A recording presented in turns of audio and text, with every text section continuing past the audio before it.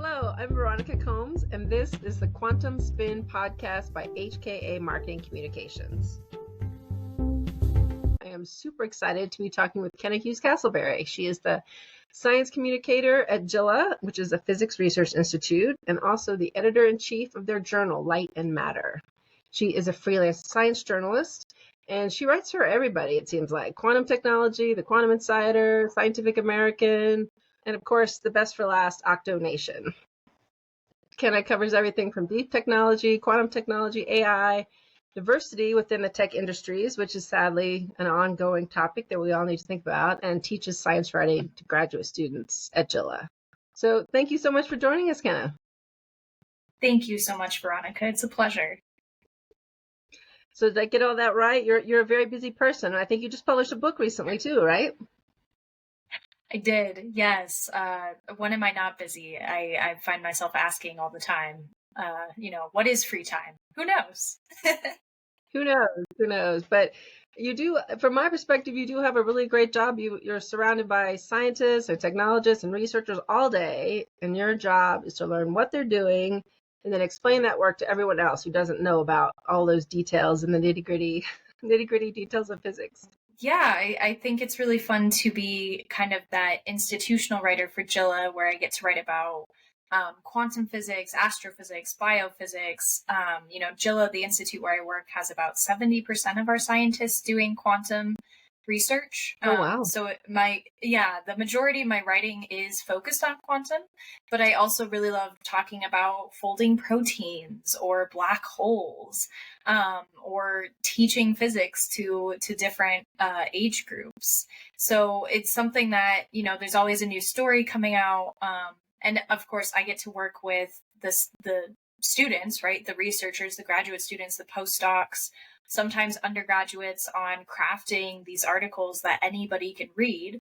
And that's a really fun and fulfilling time because I get to, show them how a journalist would interview you and how you might come across to a journalist and how you can kind of tone down your language or come across in a more visual and engaging way. What are some common mistakes people make when they're writing about complicated subjects or trying to explain, their work in the lab to people who maybe, are just interested in science, but don't have that kind of technical background? People approach that conversation as not a conversation. They see it as two different people on two different levels. And usually the scientist is at the upper level and their listener is at a lower level. And so they tend to talk down. And so, from my background in science communication, I have my master's. From doing all this work with students, I've really tried to encourage people to see it as a conversation where it's a back and forth and it's a dialogue. So the scientists need to allow people to ask those follow-up questions, ask those possibly dumb questions, ask all sorts of questions, because it means that they're paying attention.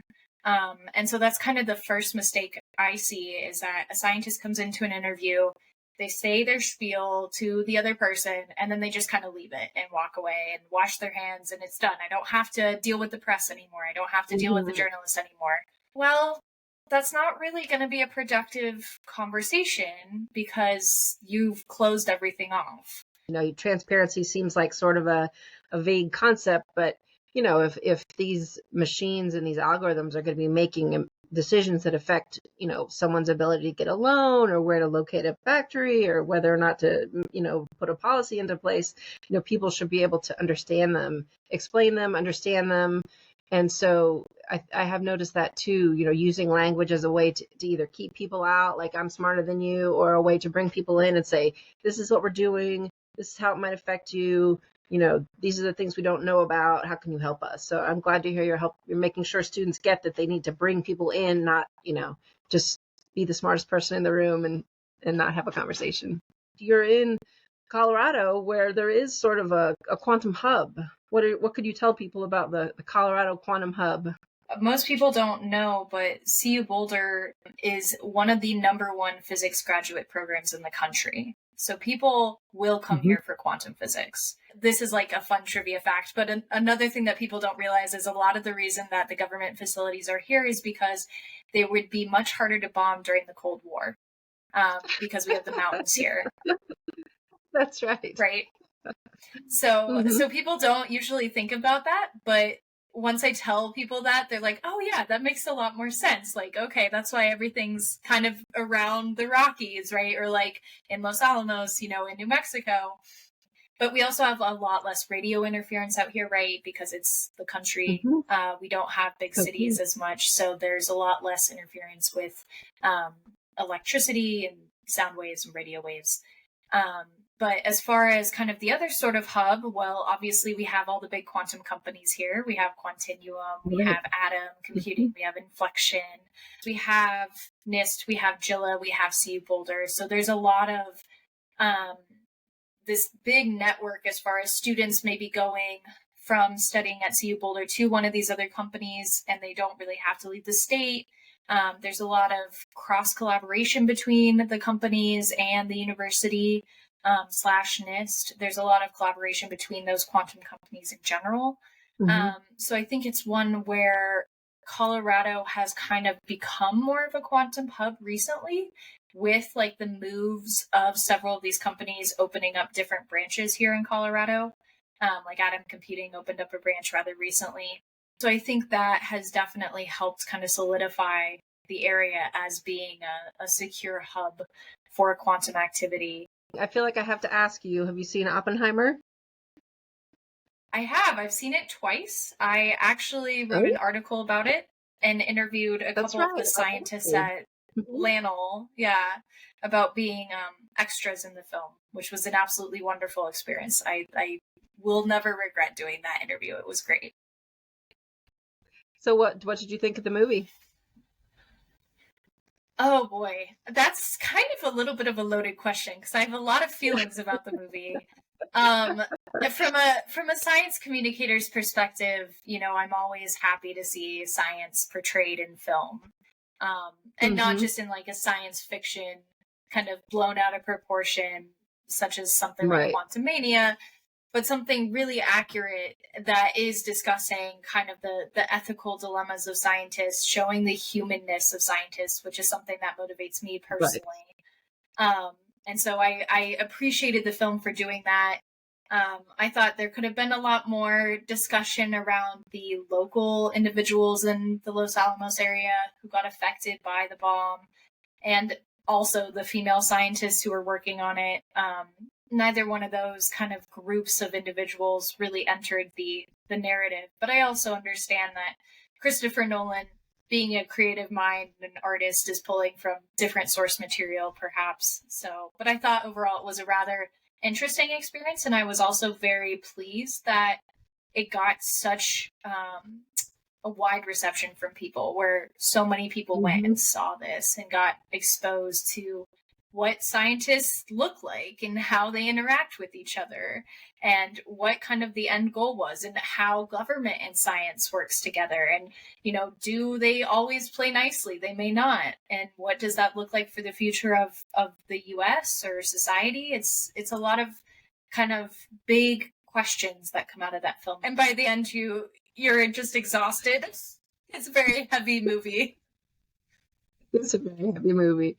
Um, but yes, I think a lot of those questions, like you mentioned, how do scientists and government officials work together, and what are the moral implications of the work, and how do you go forward? I mean, I think all of that is so timely right now when we're thinking about quantum technology and artificial intelligence and automation and all these things. So I was also, like you, glad to see that so many people were interested and wanted to know more about that story.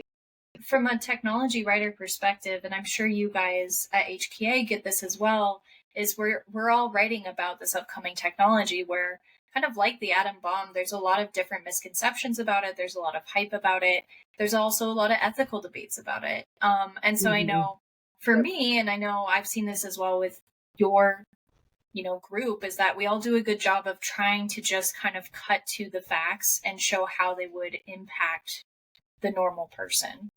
And so I think Right. that's something else that, like, as far as ethical debates and whatnot, as we see more of this come up with, say, AI or quantum technology, I think it is really important to kind of show where things stand right now, where the limitations are, because a lot of times those aren't really discussed. And then also, yeah, how this impacts the normal person. So what's the best part of your job? You must have lots of interesting stories every week. Oh boy. On the industry side, the most fulfilling thing for me is to do the Women in Quantum article series that I do. I think the one that has made the biggest impression on me has been Ariba Arbab's story. She's a high schooler in Pakistan. She's Pakistan's youngest quantum computer. I get to highlight different women in this field, and just talk about their journeys, showcase their work, encourage other people to reach out to them for mentorships or networking or whatnot. It's just been such a wonderful experience and has really gained a lot of attention, more than I thought it would. So it's a really positive thing for me. I mean, the technology is so fascinating, and I think that's what attracts me to so many people to interview them, just because this isn't like you learn it at a boot camp or you go for a weekend coding session and suddenly you understand this technology. I mean, people spend years studying and collaborating and writing papers and running experiments. And it's really a commitment. You always have to look for that next story, right? And so a lot of times that story comes from people's determination, and comes from people saying, I'm really interested in this. I want to dig deeper. I try to push my readers to do the same thing and say, hey, what about this? What about this? Let's dig deeper on this. So you are Kenna Culture on Twitter. I know we're supposed to call it X now, but I'm sticking with Twitter a little bit longer. And it's Women Wednesday, right? That's the hashtag that your series, you tag your stories with that. Yes, I do. I never really meant to use that hashtag, but the first time I posted on LinkedIn, it was one that popped up, and I thought, well, we just need to keep this trend going. I know that you obviously write a lot about quantum computing and physics and technology in general, but I know there are a few other topics on your writing agenda. Tell us what you do, what you study, what you write about when you need a break from all that technology. So I write quite a bit about octopuses and crows, which are a very interesting combination. But with octopuses, they're just so captivating and they're so strange. And so I always am interested in new studies that are coming out, and new kind of ideas that go around animal intelligence and how we define intelligence. And then with crows, I have a similar kind of experience where crows are incredibly smart. Recently, I wrote an article about how they have been found to do statistical reasoning. They are smart enough to kind of maximize how much treat they get in different trials, and different kind of challenges. They remember faces, and I'm actually trying to befriend the crows on campus where I work.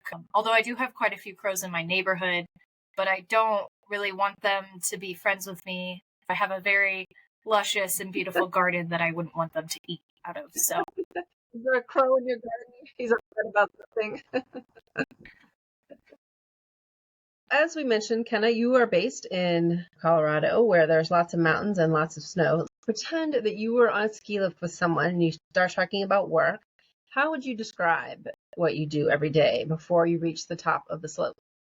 It's a really good question. First and foremost, I tell people I'm a science writer, but I also am a storyteller. So having a human strand through the story or human narrative makes things a lot more relatable and easier, and helps break down a lot of the barriers in really technical science like quantum computing or physics. I would say kind of in 30 seconds, or less, I'm a science writer. I write about a lot of different topics. My main beats are technology and quantum. But I also, as I mentioned, enjoy writing about animals and animal behavior. And I just like going down rabbit holes to satiate my endless amount of curiosity. Thank you so much for joining us today, Kenna. It's been great to hear about all your work. Thank you so much, Veronica. And you'll have to keep us posted on your work with those crows at UC Boulder. Thank you all for listening, and we'll see you next time on The Quantum Spin.